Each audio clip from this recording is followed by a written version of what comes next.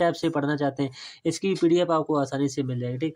और ये भी देखो नए बैच चल रहे हैं, इनमें से कोई सा बैच बुक्स पीडीएफ कुछ भी लेना चाहते हैं आपको मिल जाएगा। तो माँ सरस्वती का नाम लेकर के, जय माँ सरस्वती। और पहले की प्रश्न की तरफ बढ़ते हैं, तो आपको वीडियो फुल देखते रहिएगा 1 से लेकर के 15 प्रश्न तक, ठीक। ज़्यादा टाइम हम नहीं लगाएंगे, 1 से लेकर के 15 प्रश्न तक आपको वीडियो देखना है, ठीक। ज़्यादा टाइम बिल्कुल भी नहीं लगेगा, क्योंकि 15 सवाल आते हैं, 20 से 22 मिनट में हम इसको खत्म करने का प्रयास करें, ठीक। तो पहला सवाल पढ़िएगा और अच्छे से समझाते हुए आपको बताएंगे। किसी निश्चित राशि का 21% से 2 वर्ष के लिए चक्रवृद्धि ब्याज 9,282 है रुपए में दिया हुआ है। इसी दर से और उतने ही समय के लिए इसका जो है सिंपल इंटरेस्ट पूछा गया है, साधारण ब्याज पूछा गया है। तो देखो 21% की फ्रैक्शन वैल्यू तो नहीं पता कर सकते, क्योंकि इसको ऐसे ही लिखा जा सकता है 21/100, 21/का। अब देखो 2 वर्ष का है, तो हम मान लेंगे कि 100 से कितना हो जाएगा, 121 हो जाएगा, 100 से 121, फिर 100 से कितना हो जाएगा, 100 से 121 हो जाएगा। एक तो ये तरीका होता है करने, यहाँ से कराएंगे कितना, 4 जीरो हो जाएंगे, 2 3 1 4, यानी यहाँ से 10,000 निकल आएगा। 121 का 121 में गुणा कराइएगा, तो यहाँ से कितना निकल, यहाँ से जो निकलेगा वो 14,641 आएगा, 14,641। तो ये हमेशा मूलधन होता है, ये हमेशा अमाउंट होता है, नहीं कि मिश्र धन होता है। इनके बीच का जो अंतर होता है वो कंपाउंड इंटरेस्ट होता है। तो एक तो ये तरीका है इसका ले, और एक जो दूसरा तरीका है करने का, वह इसमें मूलधन हम कितना मान लेंगे कि मान लिया मूलधन हम इसमें इतना मान लेंगे, भाई इसमें मान क्या लेंगे, भाई दिया हुआ है हमारे हिसाब से, ठीक।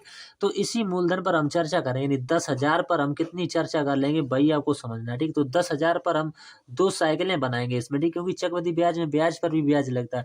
तो इसका हमें निकाल देना है 21/100%। इसका जैसे आप 21/100% निकालें, तो इसका कितना 2100 निकल गया है, कितना 2100 आ जाएगा। अब इसका भी हमें निकाल देना है, ये फर्स्ट साल का मान लीजिएगा, ये सेकंड साल का वर्ष का मान लीजिएगा, ठीक।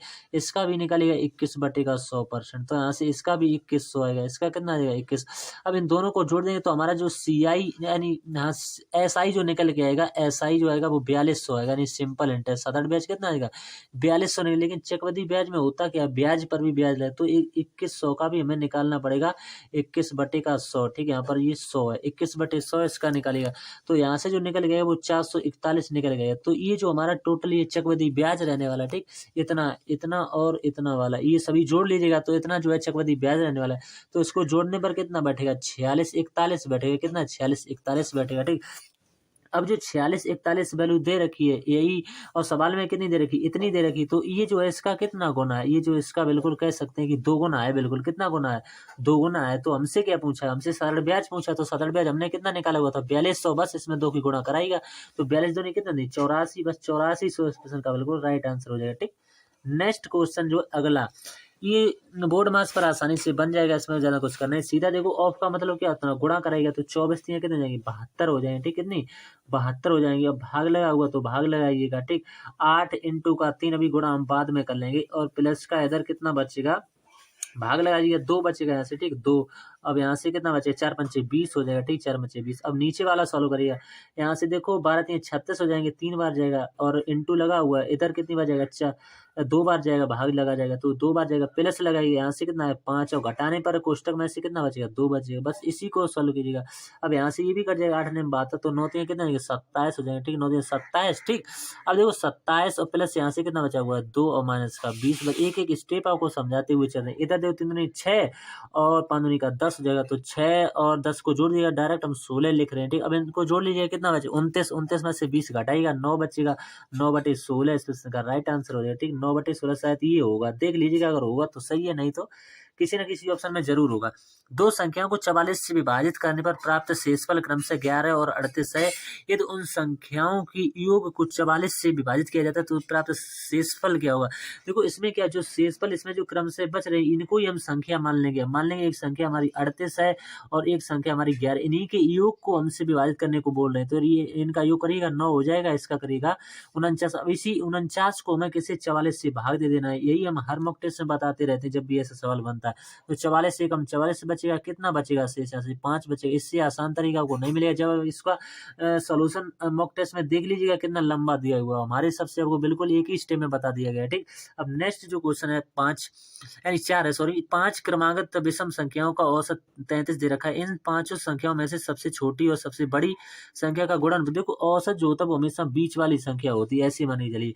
अब हमेशा इसमें 33 दिया हुआ तो इस बॉक्स में हम 33 रखेंगे। अब 5 संख्याएँ हैं, 2 संख्याएँ इधर रही होंगी, 2 संख्याएँ इधर रही होंगी। अब क्या कह रहे हैं 5 जो है प्राकृतिक विषम संख्याएँ रहने वाली है। अब विषम संख्याएँ बताई गई हैं, तो इससे बाद वाली हमें पता होनी चाहिए, इससे पहली वाली पता होनी चाहिए विषम। तो हम बाद वाली निकालेंगे तो 33 के बाद कौन-सी होगी? 34 तो होगी नहीं क्योंकि सम संख्या है, 35 होगी, 35 के बाद 37 होगी, 36 नहीं होगी। इससे पहले वाली देखेंगे 34 नहीं होगी, 33 तो नहीं होगी और 32 भी नहीं होगी, ठीक 31 होगी। इससे पहले क्या होगी? 31। अब 31 से पहले क्या होगी? 30 तो नहीं होगी, 29 होगी, 29 होगी, ठीक है। यहाँ से हम क्या लिख रहे हैं? 39 से होगी 29, ठीक ये होगी 29। अब देखो यहाँ से सवाल पढ़िएगा, पाँचों संख्याओं में से सबसे छोटी और सबसे बड़ी का गुणनफल देखो, सबसे छोटी 29, सबसे बड़ी है इकाई अंक से करिएगा। 9 का गुणा जो है 7 में कराएगी, 9 7 63 का 3 एक ही ऑप्शन में दे रखा है, तो यही इसका राइट आंसर। इकाई अंक 7 दे रखा है इसमें, ये नहीं होगा। तो इसमें option number first is the right answer हो जाएगा, ठीक। अब क्वेश्चन नंबर है 5, एक धनराशि का साधारण ब्याज। देखो यहाँ से इसमें दर कुछ यहाँ पर लुप्त हो गई, तो इसकी जो दर है वो हम यहाँ पर लिख देते हैं। आप इसमें जब नेट इशू था तो उसमें खुला नहीं, 12 सही, इसमें 12 सही 2/4 की दर दी गई थी, ये हमने लिख दी है। तो इसको सॉल्व कीजिएगा, 12 चौक 48 और 2 कितने 50/4 इसको कह सकते हैं, 50/4%, ठीक। यहाँ पर आप 12 सही 2/4 दिया होगा ऐसे करके, ठीक। अब देखो हमसे क्या होगा, मूलधन यहाँ से पढ़िएगा, वार्षिक दर पर कितने वर्षों में मूलधन के बराबर हो जाएगी धनराशि जो मूलधन के बराबर करें।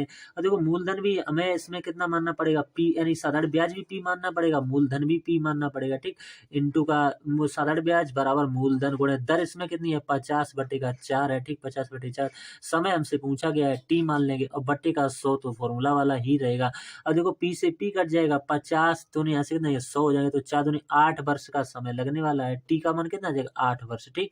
अब बढ़ते हैं अगले सवाल की तरफ, क्वेश्चन नंबर 6 पर। ए बी सी एक साथ एक समान बिंदु से दौड़ना शुरू करते हैं। 1200 मीटर लंबाई की वृत्ताकार ट्रैक की परिधि क्रम से 2 मीटर प्रति सेकंड, 4 मीटर प्रति सेकंड और 6 मीटर प्रति सेकंड की चाल से दौड़ते हैं।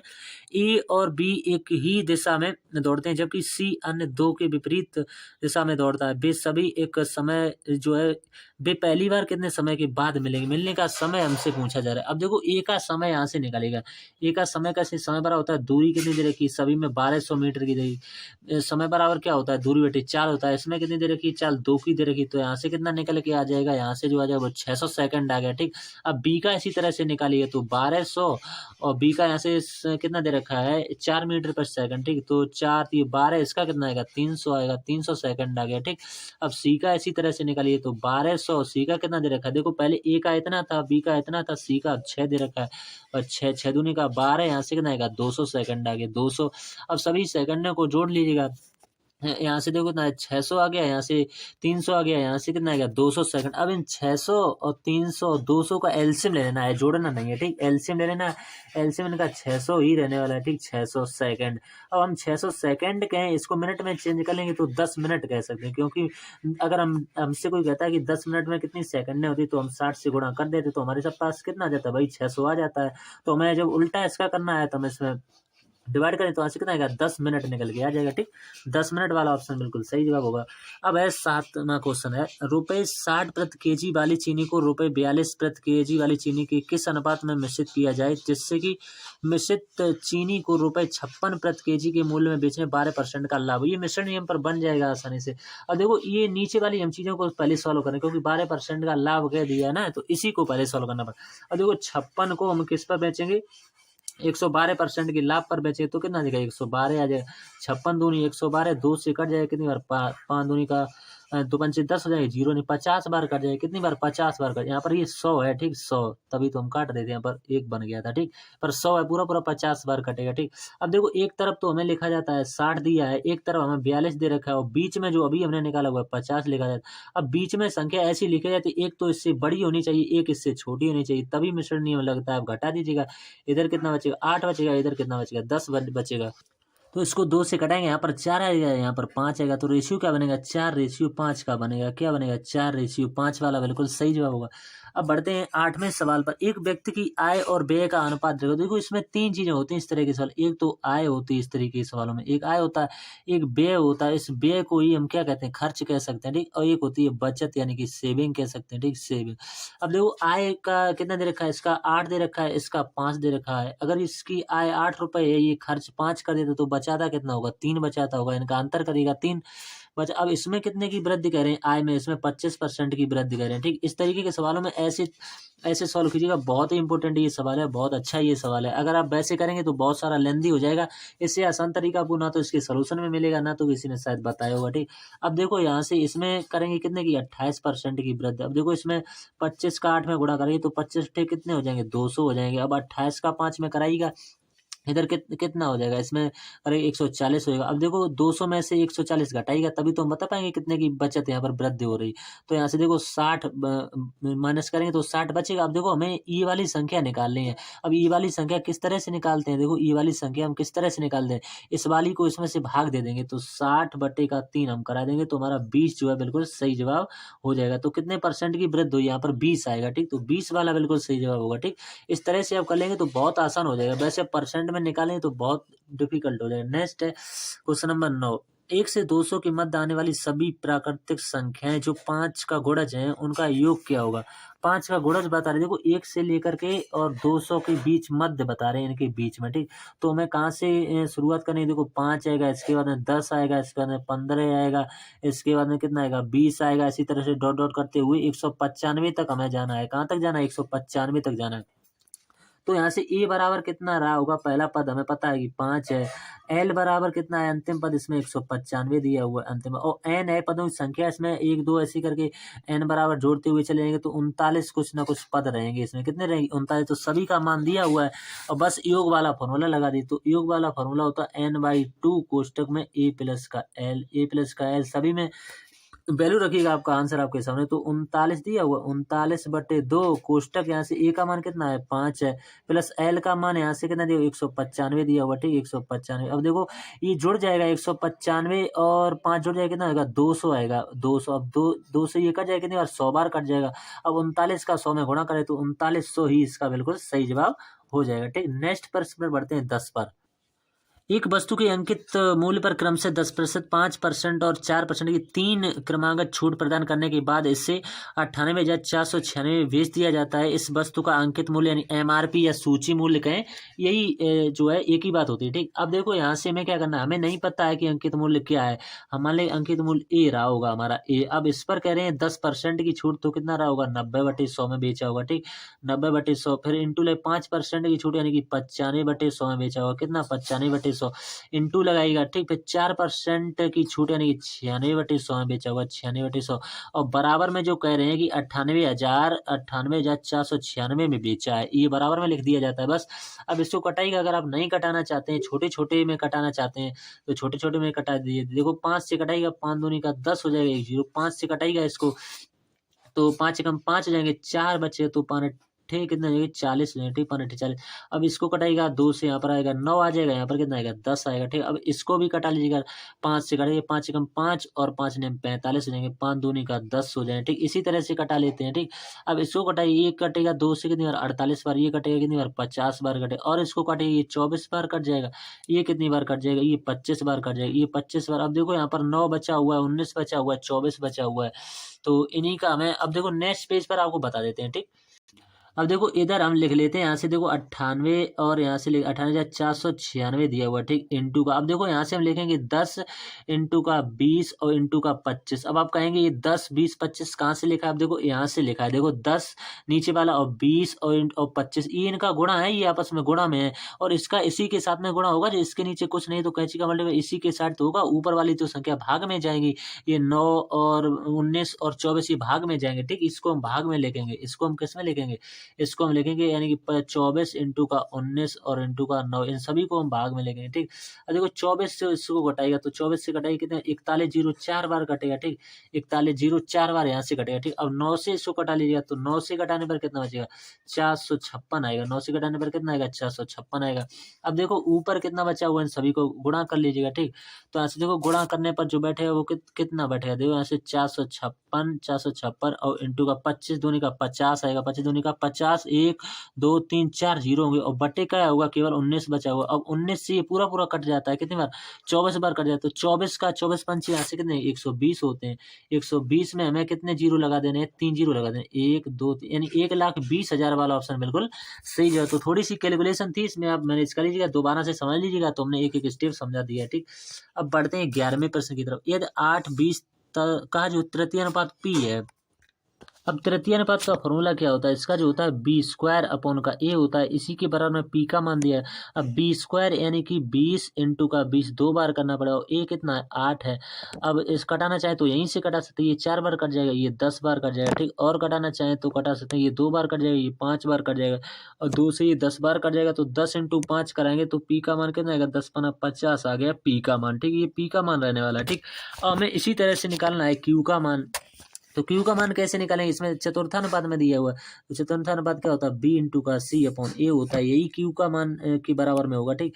तो B का मान यहाँ से कितना दे रखा है, देखो B यहाँ से 5 दे रखा है, C यहाँ से 24 दे रखा है, ठीक। यही मान है, ये A का है, ये B का है, ये C का है, ठीक। सभी के मान दे रखे, C का A B C, ठीक। यानी B इंटू और A कितना दिया हुआ 3 दिया, 3 से कट जाएगा 8 बार, तो 8 5 40, तो इसका दिया हुआ है 40 Q का। अब देखो सभी के मान हमसे पूछा हुआ है 2P + Q पूछा। अब P में 2 की गुणा करा दीजिए, तो P में 2 की गुणा कराएंगे, 50 में 2 की गुणा करेंगे कितना आएगा, 100 आएगा। और बस, और Q प्लस में क्या है, Q 40, इसको जोड़ दिया 40, तो 100 में 40 जोड़ देंगे 140 हो जाएगा, जो कि पहले ही ऑप्शन में दे रखा है। अब बढ़ते हैं 12वें नंबर। एक दुकानदार एक वस्तु 1 केजी के स्थान पर 930 ग्राम का गलत तौल करता है और उससे उसके क्रय मूल्य पर बेच देता है। 15 केजी जो है वस्तु बेचने पर उसका लाभ प्रतिशत क्या है। देखो इसमें 15 केजी दिया हुआ है, इसका कोई मतलब नहीं है। देखो क्यों नहीं मतलब है, इसको समझिएगा। देखो ईमानदारी वाला वजन हमेशा सीधे हाथ की तरफ लिखा जाता है, बेईमानी वाला वजन हमेशा उल्टे हाथ की तरफ। बस रेशियो बनाएगा, 1 जीरो से 1 जीरो कट जाएगा। 93 की वस्तु को वह 100 में बेच रहा है, 7 का प्रॉफिट कमा रहा है, किससे 93 से, परसेंट है पूछा, इंटू का 100 करेगा। अब 700/93 को लिखना सीखेगा, 7 सही 49/93 होगा। 7 सही 49/93 वाला ऑप्शन बिल्कुल सही, यानी 7 सही 49/93 पहले ही ऑप्शन में दे रखा है, ठीक। अब बढ़ते हैं नेक्स्ट प्रश्न की तरफ, अगले सवाल की तरफ। 13वें पर 13वें में दिया हुआ है, छोटी से छोटी संख्या के अंकों का योग क्या होगा जिससे 15, 18, 36 से विभाजित करने पर प्रत्येक स्थिति में 9 शेष बचे और 11 से विभाज्य। जो बहुत ही देखो सबसे पहले क्या करना, 15, 18, 36 का एलसीएम निकालिए। तो एलसीएम देखो इसका कितना हो जाएगा, एलसीएम 180 हो जाएगा। अब मान लेंगे कि कोई संख्या होगी x, इसमें और गुणा करना पड़ेगा, तब जाकर के हमें 9 शेष बचता रहेगा। और ये जो संख्या है ये 11 से विभाज्य भी है। अब देखो 180, अब x की जगह पर हम 1 रखेंगे, 0 रखेंगे नहीं है, 1 भी इस तरह से अब रखते हुए चलेंगे तो 6 रखने पर सेटिस्फाई करें, इसमें 9 जुड़ और जाएंगे, तब ये 11 से विभाज्य भी होगा, तभी ये 11 से विभाज्य होगा। वरना आप 1 2 3 4 5 तक रखे रहेंगे, नहीं होगा विभाज्य, ठीक। आपका टाइम भी खराब होगा। अब देखो 18 छके 108 हो जाएंगे, 18 छके 108 और 18 छके 108 और यहाँ से कितना आएगा 0, यानी 1080 आ गया। इसमें 9 जोड़ दीजिएगा तो यहाँ से कितना आएगा 1089 आएगा। 1089 के अंकों का योग करिएगा, 9 और 1 कितना आएगा 10 और 18 जो इस प्रश्न का बिल्कुल सही जवाब रहने वाला। 2 सवाल बचे हुए लास्ट के। उस समलंब चतुर्भुज की ऊंचाई कितनी होगी जिसकी समांतर भुजाओं की लंबाइयों का योग 9.5 सेंटीमीटर और क्षेत्रफल 57 सेंटीमीटर स्क्वायर है। तो हमसे ऊंचाई इसकी पूछी है। देखो समलंब चतुर्भुज का क्षेत्रफल का फॉर्मूला क्या होता है, 1/2 और यानी A प्लस का B जो इसका योग दिया हुआ है और इंटू का H होता है। इसी का मान हमें 57 दे रखा है क्षेत्रफल के तौर पर। देखो 15 लिख रहे हैं यार, कितना है 57 है, कितना है 57 बराबर का 1/2 और इंटू का A प्लस B का मान दिया हुआ है 9.5, कितना 9 पॉइंट पर, इंटू H का मान हमसे पूछा गया। दशमलव हटेगा 1 जीरो आ जाएगा, 5 से कटेगा तो 5 से कम 5 हो जाएंगे, 5 ने 45, 5 दूनी का 10, 19 से कट जाएगा, 19 3 57 आ जाएगा। अब नीचे क्या बचा हुआ है 2 दूनी का 4, 4 का 3 में गुणा करें तो 4 3 12 सेंटीमीटर वाला इसका बिल्कुल सही जवाब होगा, ठीक। H का मान कितना आएगा 12 सेंटीमीटर। और लास्ट सवाल है इसके बाद क्वेश्चन नंबर 15। ABC किसी काम को 4 दिनों में कर सकते। देखो 3 लोग हैं, A इसके बाद यानी ABC ये मिलकर के कर रहे हैं, A plus B plus C ये मिलकर के कर रहे हैं 4 दिन का। A और C इसके बाद में कह रहे हैं A प्लस C ये मिलकर के कर रहे हैं, ये जो मिलकर के कर रहे हैं कितने दिन का टाइम ले रहे हैं 4.5 यानी 4.5 दिन ले रहे हैं, ठीक। और B प्लस C भी दिया हुआ है। अरे भाई बहुत अच्छा सवाल बना दिया। B प्लस C इसमें दिया हुआ है 12 का, ठीक 12। अब तीनों का एलसीएम ले लीजिएगा, तीनों का। अब इसके बट्टे में देखो दशमलव हटाएंगे, बट्टे 0 अरे 10 आएगा, ठीक। इसके कुछ नहीं, 1 मान लीजिएगा, इसके कुछ नहीं, 1 मान लीजिएगा। बस ऊपर वालों का एलसीएम ले लीजिएगा, 4 45 और 12 का एलसीएम ले लीजिएगा, कितना जाएगा 180 आएगा, 180 ये 45 बार जाएगा, ये कितनी बार जाएगी, ये 40 बार जाएगा, ठीक, इसकी क्षमता 40 आएगी। और ये कितनी जाए 15, 12 का गुणा होता है 180, ये 12 बार चला जाएगा, ठीक। और हमें देखो हमें सी की निकालनी है क्षमता, क्योंकि सी से कराना है काम। तो ए प्लस बी प्लस सी तीनों की हमें दे रखी कितनी, 45 दे रखी। बस यहाँ से हम बी सी की रख लेंगे। तो बी और सी की कितनी दे रखी, बी सी की 15 दे रखी, देखो यहाँ पर। तो ये 45 दिया हुआ, ठीक। यहाँ से हम 15 और बराबर का 45 करें तो ए बराबर यहाँ से आ जाएगा। ए बराबर कितना आ जाएगा, ए बराबर जो आ जाएगा वो 30 आएगा। 15 में यानी 45 में से 15 घटेगा, 30 आएगा। अब देखो हम इसका मान कहाँ पर रखेंगे वो देखिए, हम इसका मान ए प्लस सी में रखेंगे। यानी ए प्लस सी बराबर कितना दिया हुआ है, देखो यहाँ पर 40 दिया हुआ है, ए सी की 40 है।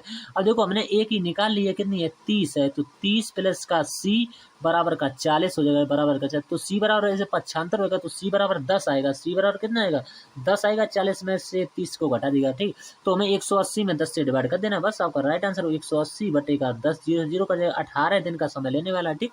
अब बढ़ते हैं, बस यही सवाल कंप्लीट हो गए। तो उम्मीद करते हैं आपको वीडियो अच्छा लगा होगा, तो दोस्तों के साथ शेयर अवश्य कीजिए। चैनल पर पहली बार है तो सब्सक्राइब करके रखिए। ऐसा ही सोल्यूशन आपको टाइम टू टाइम मिलता रहेगा और बेस्ट तरीके से। अगर किसी भी क्वेश्चन में कोई डाउट है तो कमेंट कीजिएगा यार, बताने का फिर भी प्रयास करेंगे। और वीडियो को एक लाइक जरूर कर दिया करो, दोस्तों के साथ शेयर अवश्य किया करो। कमेंट में मेरी राय जरूर लिखा करो यार, कैसा लगा वीडियो, कहाँ पर आपको दिक्कत आई सवाल समझने में, ठीक। हम कहाँ पर नहीं समझा पाए तो अपनी राय अवश्य लिखा करो, ठीक। तो मिलते हैं नेक्स्ट वीडियो में, तब तक के लिए धन्यवाद दोस्तों।